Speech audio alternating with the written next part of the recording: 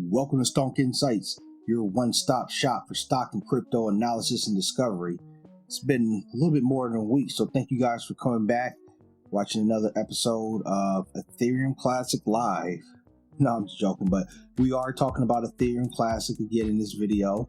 Obviously a lot has happened in the week, so we're going to be looking at some things that happened.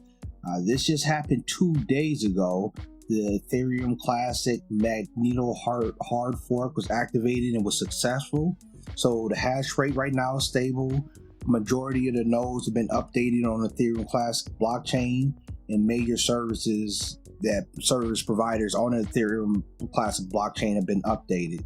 So, for all those that haven't done so, now's the time to upgrade your node so you can be, getting that improved security with the Magneto hard fork. All right, so you see Elmo here. He's burning in green, just like Ethereum Classic, baby. So yeah, let's just take a quick look at the portfolio here. Let's take a look at the week view, since it's been a week since I made my last video, to see what we happened here. So in my last video, I talked about the GBTC unlock, and that supposedly having an effect on Bitcoin and crypto as a whole. You see that Ethereum Classic did have some drops here, and I don't think it was specifically because of the GBTC unlock. I just think it's just overall fear that was in the market. Okay, so yeah, it did drop. It's seen lows in 37.93, and I actually seen it touch 37.93. Unfortunately, I was buying into all the commentary about Ethereum Classic possibly going as low as $25. And I was thinking, I don't think it's going to go as low as $25, but it may get to low 30s. So I did, buy some Ethereum Classic, but I didn't go as heavy as I wanted to. And unfortunately, now that I'm up, it doesn't look like, I'm going to be buying more. I might be buying more, but we see we dropped our average down from a little over 47.80 to now is 45.80. So we dropped it down by $2. We have a quantity of 15.179 coins.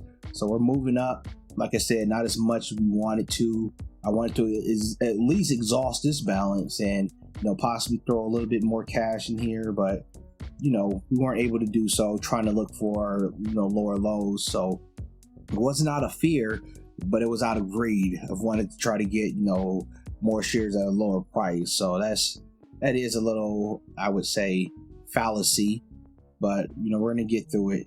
So that's just a quick look at it. So today what we're gonna be talking about, we're gonna be looking at a couple articles. Okay, so I talked about JPMorgan Chase, I believe it was the last video I talked about them. Okay, and I want to get a little bit more into JPMorgan Chase, okay, and just give you an idea of what I'm talking about. We're going to read an article from 3 years ago to let you know what JPMorgan Chase thinks about cryptocurrency as a whole, Bitcoin and cryptocurrency as a whole, okay?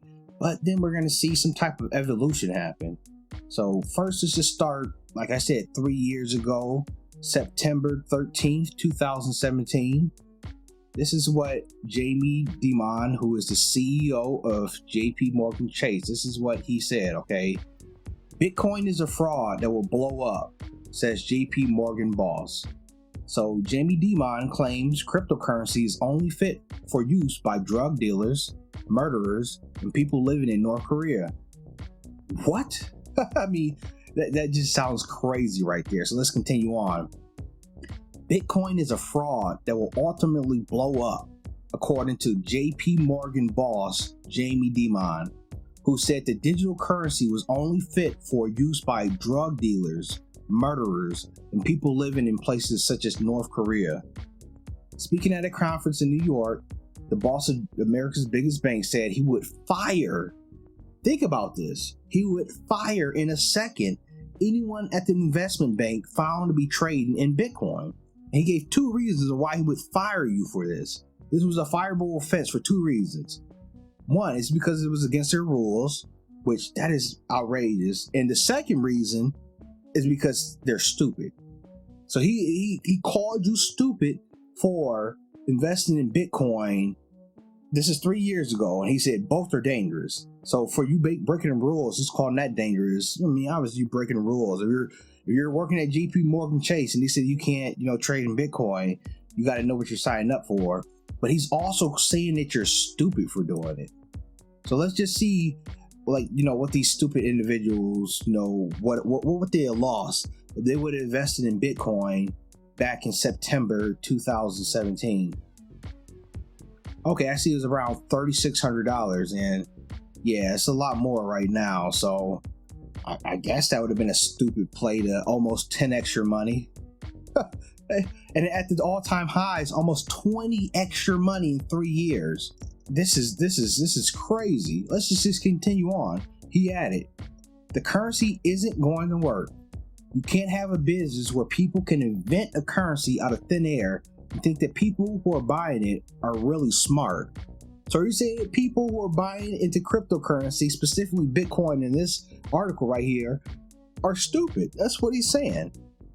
Let's continue on. If you were in Venezuela or Ecuador or North Korea or a bunch of parts like that, or if you were a drug dealer, a murderer, or stuff like that. So unfortunately, he's encompassing countries within these individual horrendous crimes, like being, a drug dealer or a murderer. I mean, which is obviously this is a false equivalency. Anyways, let's continue on. You are better off doing it in Bitcoin than US dollars, he said.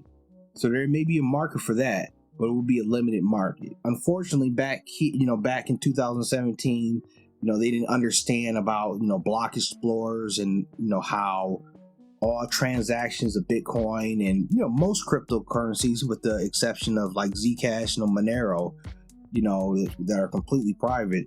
But, with most cryptocurrencies, you can see those transactions. Now, I can't see every transaction when a US dollar or millions of dollars or billions of dollars are passed along. If the actual paper dollar is passed along in a dark alley, there is no transaction of that. But if it happens over the blockchain, there is. But he didn't know that back then, okay? But even without even including that, the fact of the matter is he would fire his employees for investing in Bitcoin, which if they would have did so, they probably would have made more money than him. But I digress. Let's just continue on to a more recent article. So Bitcoin about face. JPMorgan opens crypto trading to all clients. What is going on here? You just read with me a scathing article, okay, by the same person, the same individual, Jamie Dimon, okay, the chief executive officer of JPMorgan Chase.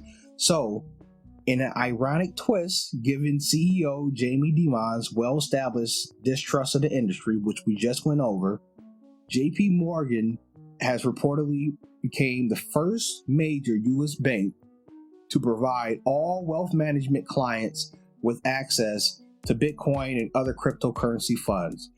I mean, this is just, think about it. We're not talking about a Bitcoin or a cryptocurrency bull here. We're talking about a cryptocurrency bear. He's a bona fide bear. I don't think, we just read that article. I don't think anybody who has that type of ideology could ever be a full-on bull, okay? But, everybody's trying to make money, He may not be a Bitcoin bull, but he's a money-making bull. So let's continue on. Advisors in JPMorgan's $630 billion wealth management division can now accept orders to buy and sell 5 crypto products, including Grayscale's Bitcoin Trust, Bitcoin Cash Trust, Ethereum Trust, Ethereum Classic products, which we're going to go over in a second here, and Osprey Funds Bitcoin Trust. So we see here, there are products that we can purchase on JPMorgan Chase via Ethereum Classic products, okay, which I brung up here. So I actually have a JPMorgan Chase account. If you type in, and I have the ability to trade stocks on JPMorgan, okay, so if you have the ability to trade stocks on JPMorgan on the account, if you type in ETCG, you'll be able to pull up the Grayscale Ethereum Classic Trust ordinary shares. Okay, so right now the ordinary shares are trading at $28.60, opposed to Ethereum Classic trading at $47.81 right now. And the reason being is because you're getting a premium to trade in the trust that's different than the actual coin itself. Okay, so you get a lower premium, a lower entry point when you trade through the Ethereum Classic Trust, and it just gives a lower barrier to entry for individuals who want to try to, invest in these products. So for some people, it's going to be new to invest in anything cryptocurrency. Okay, and investing in a trust is another.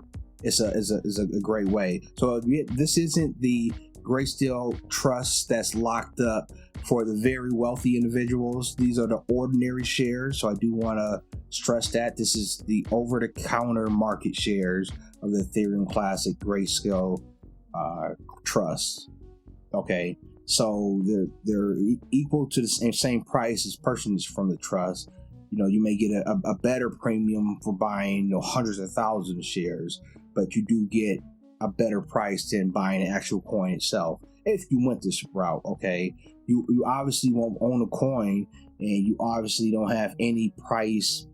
You can't move the price, going through this trust as opposed to going through the coin. You're just pretty much following the price of the coin. Okay, so that's just something that I want to go over. Seeing the flip-flop with JPMorgan. I mean, my goodness. I mean, that's crazy. Oh, we see here it's going now for another scheduled maintenance. Always happens in Robinhood. I hate that. But anyways, if you guys like this video, if you found any value from it, thank you guys for watching the video firstly.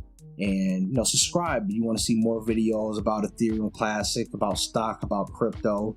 For the main part, it's going to be about Ethereum Classic until we go to the moon.